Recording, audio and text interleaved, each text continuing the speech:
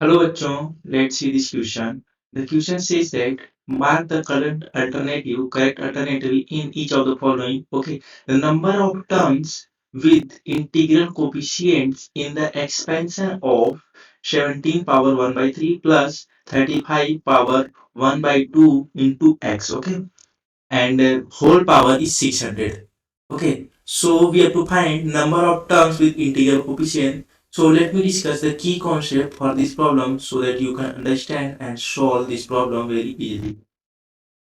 यहाँ पे देखिए की कॉन्सेप्ट मैं ये बताना चाह रहा हूँ कि देखिए अगर आपसे बोला जाए आपको कोई एक्सपेंशन दिया जाए it is a plus B power n, ठीक है, और यहाँ पे बोला जाए कि आप जो है आर्थ टर्म को फाइंड करिए इस एक्सपेंशन में आर्थ टर्म को आपको फाइंड करना है।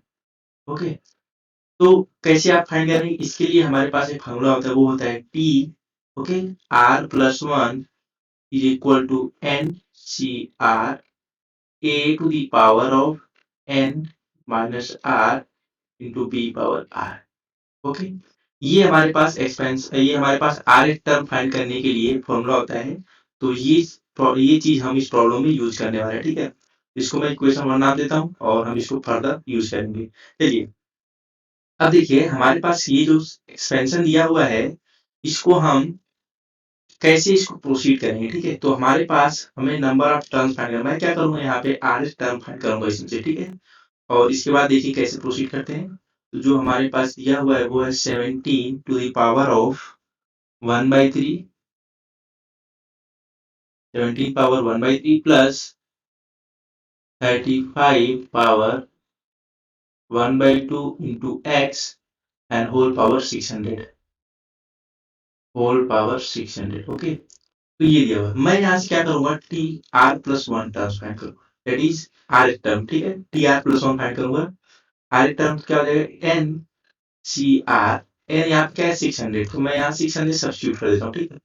देखिए 600 सी आर, ये हमारे पास क्या है 17 पावर 1/3, वो लिख देते हैं। और यहाँ क्या आता है N minus R, that is 600 minus R. और बी क्या है 35 power 1/2 into X whole power क्या होगा आर होगा, आर आ जाएगा। अब देखिए हमें क्या यहाँ से मिलेगा, हमें अगर यहाँ से फाइंड करना है तो देखिए T R plus one is equal to 600 C R और 17 पावर, यहाँ अगर 1/3 में बाहर लूँ तो क्या हो जाएगा, दैट इज बी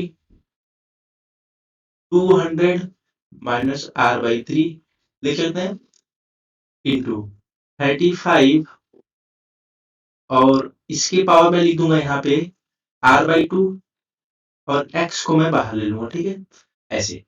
अब देखिए हमसे क्वेश्चन में ये कहा गया है कि number of terms with integral coefficients. Okay, integral coefficient अगर चाहिए थी r/2, आपको यहाँ पे आपको दिख रहा होगा r/3 और यहाँ पे दिख रहा है r/2।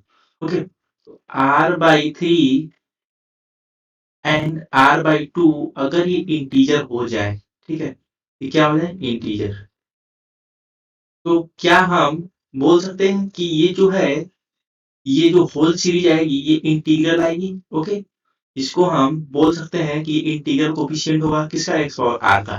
तो अगर इसको दोनों को साइमल्टेनियसली अगर दोनों को साइमल्टेनियसली इंटीजर होना है तो R must be multiple of 6।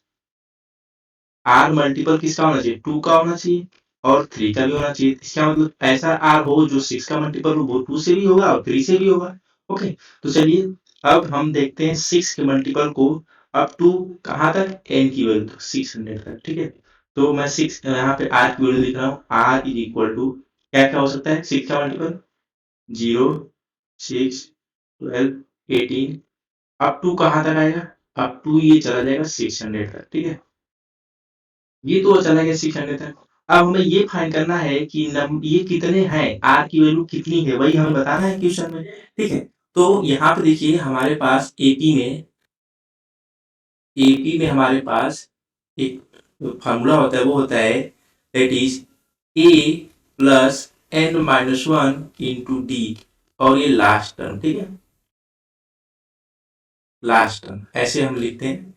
यहाँ पे देखिए ये जो हमने लास्ट टर्म लिखा ये तो लास्ट टर्म हो गई, तो हमारे जो जो हमने सीरीज लिखी आर की वहां पे हमारे पास लास्ट टर्म क्या है 600, ये हम लास्ट टर्म, और हम ये क्यों लिखते हैं ताकि नंबर ऑफ टर्म्स पता चले। नंबर ऑफ टर्म्स क्या है, यहाँ n है, और ये d क्या होता है, कॉमन डिफरेंस, ठीक है, तो इसको मैं डिफरेंस लिख रहा हूँ।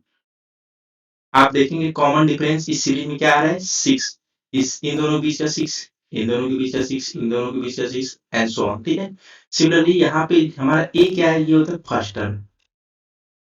इस सीरीज में जो हमने आर की ये सीरीज लिखी है, इसमें फर्स्ट टर्म क्या है 0।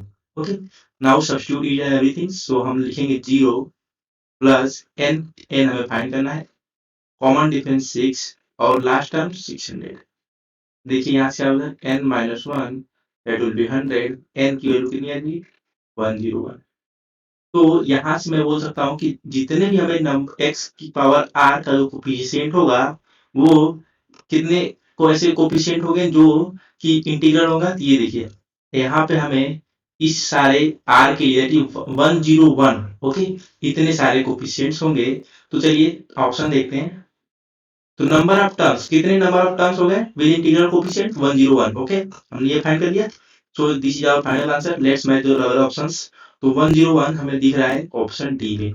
सो our final correct answer for number of terms with integral coefficient is option D. Okay, that is 101. So I hope you understood it well. Best of luck.